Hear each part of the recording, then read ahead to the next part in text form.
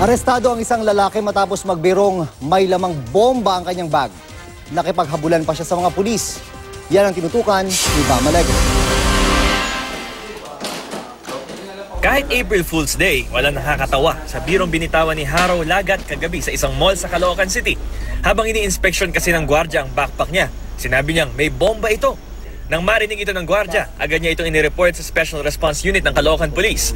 Pero nang lalapitan na si Lagat ng mga pulis, nagtatakbo raw siya hanggang mahabol at maaresto sa Monumento Circle. Huwag gawing biro yung mga ganong magsasabi na may bomba.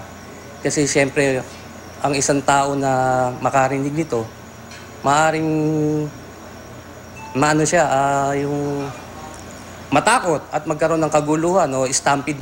Sa ilalim ng Presidential Decree 1727, bawal magbiro tungkol sa mga bomba o explosive device lalo na sa mga pampublikong lugar. Ang mga lalabag, posibleng makulong na hanggang 5 taon o magbayad ng 4,000 pisong multa. Ito ang mga parusang posibleng harapin ni Lagat, kaya nagsisisi na raw siya sa kanyang pagbibiro. Hindi po dahil sa April Fool's Day. Sa kaibigan ko lang ho, binulong ko lang ho. Hindi ko akalain na may rinig ho ng gwardiya yung sinabi ko. Bam Alegre, nakatutok 24 oras.